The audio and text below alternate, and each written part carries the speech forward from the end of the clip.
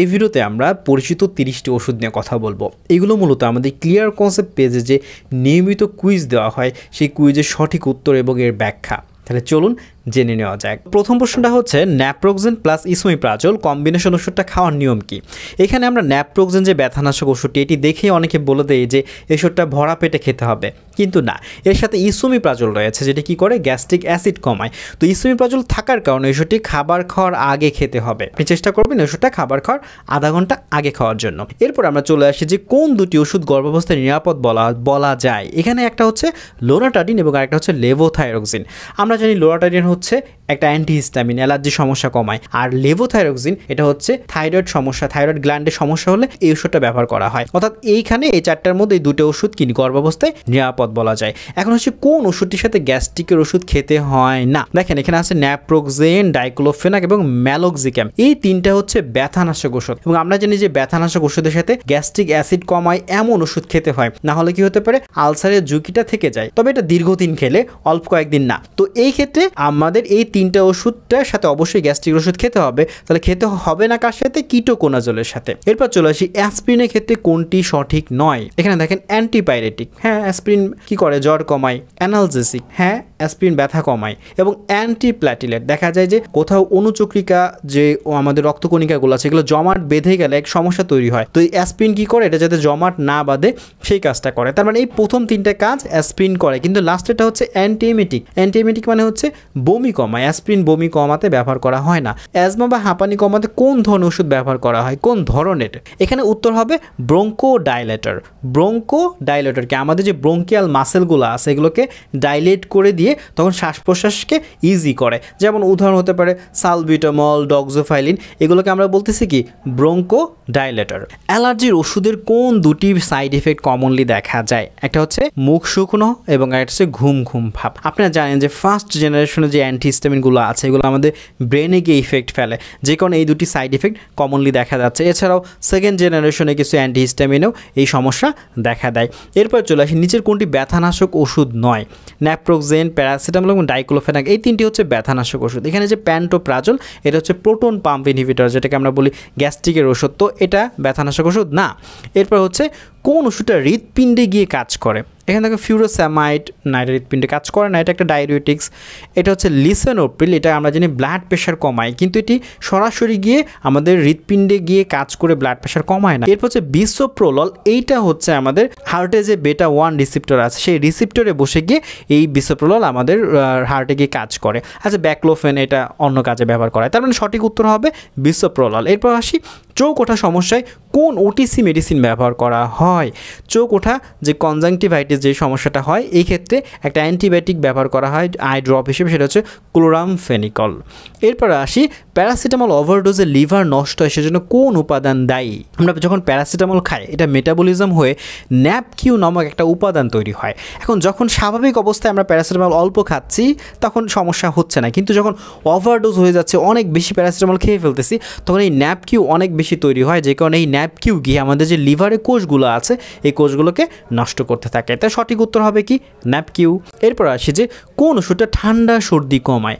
Azithromycin এটা একটা antibiotic, paracetamol তো আমাদের জ্বর কমাচ্ছে, ফেমোটিডিন এটা কি অ্যাসিড কমাচ্ছে, এখানে হচ্ছে সেট্রিজিন যেটা হচ্ছে সেকেন্ড জেনারেশন অ্যান্টিহিস্টামিন। তো এই সেট্রিজিন কি করতেছে? আমাদের ঠান্ডা সর্দি কমায়। এরপর আসি ইসোমিপ্রাজল ওষুধটা বাজারে কোন ফর্মুলেশনে পাওয়া যায় না? না বলা হয়েছে। ইসোমিপ্রাজল মাপস ট্যাবলেট আকারে পাওয়া যায়, এন্টারিক কোটেড ট্যাবলেট আকারে পাওয়া যায়, ইনজেকশন আকারে পাওয়া যায়, শুধু র্যাপিড রিলিজ হিসেবে পাওয়া যায় না। কেন পাওয়া যায় না?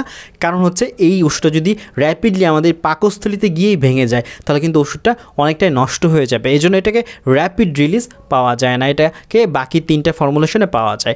এরপর আসি ট্রামাডল কোন ধরনের ব্যথানাশক ওষুধ?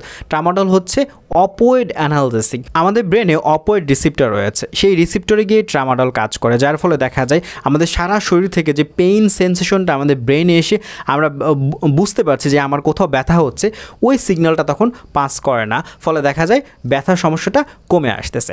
এরপরে আসে যে কৃমিনাশক অ্যালবেন্ডাজল 400 মিলিগ্রাম ট্যাবলেটটা খাওয়ার নিয়মটা কি? এটা সঠিক নিয়মটা হচ্ছে একদিন একটা খেতে হয়, মানে এটা একটাই খেতে হয়। তবে বর্তমানে বলা হয় যে এই ওষুধটা 7 দিন পরও আরেকটা ডোজ খেতে হবে, অথবা 14 দিন পরে। এরপরে হচ্ছে বেক্লোফেন ওষুধটা কি কাজ করে? বেক্লোফেন হচ্ছে যে আমাদের মাসেল রিল্যাক্স করে যে নার্ভে যে ব্যথাগুলো আছে সেই ব্যথাগুলো কমিয়ে আনে। এরপরে হচ্ছে স্টেরয়েড ট্যাবলেট দীর্ঘদিন খেলে কোন সাইড ইফেক্ট দেখা দেয়? এটা হচ্ছে অস্টিওপোরোসিস হয়। এই জন্য দেখবেন স্টেরয়েড টাইপের ওষুধগুলো যখন দেয় তখন সেই সাথে ক্যালসিয়াম এবং ভিটামিন ডি সাপ্লিমেন্টগুলো খেতে বলা হয়। এরপর হচ্ছে কোন ওষুধটা শরীরে অনেক সময় ধরে কাজ করবে? এখানে দেখেন সাস্টেইন রিলিজ ট্যাবলেটগুলো, আমাদের একটা ভিডিও ছিল এখানে বলা হয়েছে। তো সাস্টেইন রিলিজ ট্যাবলেটগুলো অনেক সময় ধরে বডিতে কাজ করে। এখানে কিন্তু যে পরেরটা ডিটি হচ্ছে ডিসপার্সিবল ট্যাবলেট, তো এটা কিন্তু খুব বেশি সময় ধরে কাজ করে না। এটা আইভি, এটা হচ্ছে আইএম। তার মানে সঠিক অ্যান্সার হচ্ছে ডাইক্লোফেনাক এসআর। এরপর হচ্ছে বিলাস্টিন কি কাজ করে? বিলাস্টিন হচ্ছে একটা অ্যান্টিহিস্টামিন, অর্থাৎ এই কী করবে? অ্যালার্জি সমস্যাটা কমাবে। এরপর সেই অ্যান্টিহিস্টামিন ওষুধ কোন সমস্যায় ব্যবহার করা হয় না? দেখেন অ্যান্টিহিস্টামিন ওষুধ আমরা জানি কি অ্যালার্জি কমায়, শুধু এমনটাই কিন্তু না। ফার্স্ট জেনারেশন যে অ্যান্টিহিস্টামিনগুলো আছে এগুলো যদি আমাদের ব্রেনে গিয়ে কাজ করতেছে তার মানে এর আমরা কিছু ভালো ইফেক্ট পাচ্ছি। যেমন এটা কি করতে পারে? মোশন সিকনেসটা কিন্তু কমায়। অনেকের দেখা যায় যে গাড়িতে বমি আসে, সেক্ষেত্রে কিছু অ্যান্টিহিস্টামিন আছে যেগুলো কী করে এই গাড়িতে বমি হওয়ার সমস্যা কমায়। এবার হচ্ছে আর্টিকেরিয়া, যে গায়ে যে লাল লাল দাগ হচ্ছে এটা কমাচ্ছে। অ্যালার্জিক রাইনাইটিস, যে হাঁচি সর্দি হচ্ছে এটা কমাচ্ছে। পেপটিক আলসার এটা কমায় না, অনেকেই ভুল অ্যান্সারটা দিয়েছে। পেপটিক আলসারটা কমায় কি?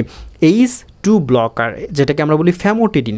ACE1 ব্লকারকে আমরা বলি অ্যান্টিহিস্টামিন, ACE2 ব্লকারকে কখন আমরা অ্যান্টিহিস্টামিন বলবো না। ACE2 ব্লকারগুলো এই অ্যাসিড কমায়, পেপটিক আলসারটা কমাচ্ছে ACE2 ব্লকার। তার মানে সঠিক উত্তর কী হবে? পেপটিক আলসারে অ্যান্টিহিস্টামিন ওষুধ ব্যবহার হয় না। এরপর আসছে যে ব্যথানাশক ওষুধ ন্যাপ্রোক্সেন কোন কেমিক্যাল বন্ধ করে? হ্যাঁ, সঠিক উত্তর হচ্ছে প্রোস্টাগ্ল্যান্ডিন। এই প্রোস্টাগ্ল্যান্ডিনকে বন্ধ করে দেয়, যার ফলে আমরা যে ব্যথা তৈরি হয় সেই ব্যথার অনুভূতি তখন আমরা আর পাই না। এরপর হচ্ছে কোন দুটি ওষুধ ডায়াবেটিস কমাতে ব্যবহার হয়? একটা হচ্ছে এমফাগ্লিফোলাজিন এবং পায়োগ্লিটাজন। এরপর আসে যে কোন অ্যান্টিহিস্টামিন ওষুধটা গাড়িতে বমির সমস্যা কমায়? হ্যাঁ, কিছুক্ষণ আগে বলেছি, সেই উত্তরটা হবে ম্যাকলিজিন। এখানে যে সেট্রিজিনও কিন্তু আছে, কিন্তু সেট্রিজিন এই কাজটা করে না। ম্যাকলিজিন দেখা যায় বমির সমস্যা কমায়, এটা একটা অ্যান্টিহিস্টামিন এবং ম্যাকলিজিন কী করতেছে? বমির সমস্যাও কমাচ্ছে। এখানে কিন্তু ডমপেরিডন কিন্তু দেখা যায় গাড়িতে বমির সমস্যা কমায় না, অনডেনসেট্রন এটা গাড়িতে বমির সমস্যা কমায়। ওকে, এরপর চলে আসে যে কোন ওষুধটা অ্যাজমা রোগীদের এড়িয়ে চলা উচিত? অ্যাজমা রোগীদের এই যে এখানে ন্যাপ্রোক্সেন ওষুধটা আছে, এই ন্যাপ্রোক্সেন কী করতেছে? প্রোস্টাগ্ল্যান্ডিনটাকে বন্ধ করে দেওয়ার ফলে আরেকটা ওয়ে চালু হয়ে যায়, যেটাকে আমরা বলি লিউকোট্রাইন, যার ফলে দেখা যায় অ্যাজমা রোগীর সমস্যা বেড়ে যেতে পারে।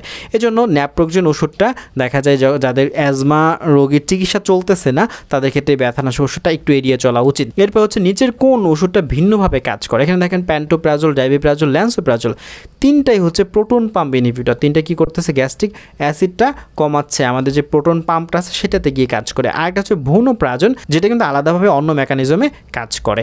এরপর আসে যে কোন প্যারাসিটামল মাঝারি থেকে তীব্র ব্যথা কমাতে ব্যবহার করা হয়? এখানে কিন্তু প্যারাসিটামল 1000 আছে, 1000 থাকলে অনেক বেশি ডোজ থাকলে যে মাঝারি থেকে তীব্র ব্যথা কমাবে এমনটা কিন্তু না। এখানে কম্বিনেশন হচ্ছে প্যারাসিটামল প্লাস ট্রামাডল। এই ওষুধটা কী করতেছে? ট্রামাডল থাকার কারণে এটা তীব্র ব্যথা থাকলেও সেটা কমিয়ে আনতেছে। কোন ব্যথানাশক ওষুধ স্ট্রোক ও হার্ট অ্যাটাক প্রতিরোধে ব্যবহার করা হয়? আমরা কিছুক্ষণ আগে দেখেছি যে অ্যাসপিরিন কী করতেছে? অ্যান্টিপ্ল্যাটিলেট হিসেবে কাজ করে, যার ফলে যখন কোথাও রক্ত জমাট বেঁধে ওই জায়গায় যখন রক্ত যে রাস্তাটা সেটা ব্লক যাতে না হয়ে যায় এটা প্রতিরোধে এই অ্যাসপিরিনটা ব্যবহার করা হয়। কোন অ্যান্টিবায়োটিক ক্রিম বা অয়েনমেন্ট হিসেবে ব্যবহার করা হয়? আপনারা খেয়াল করবেন যে কিছু অ্যান্টিবায়োটিক সমৃদ্ধ ক্রিম অয়েনমেন্ট আছে, সে জায়গায় দেখবেন নিওমাইসিন লেখা থাকে, অর্থাৎ নিওমাইসিনটা ক্রিম বা অয়েনমেন্ট হিসেবে ব্যবহার করা হয়। এখন হচ্ছে কোন সমস্যায় স্ট্যাটিন গ্রুপের ওষুধ যেমন রোসুভাস্টাটিন দেওয়া হয়?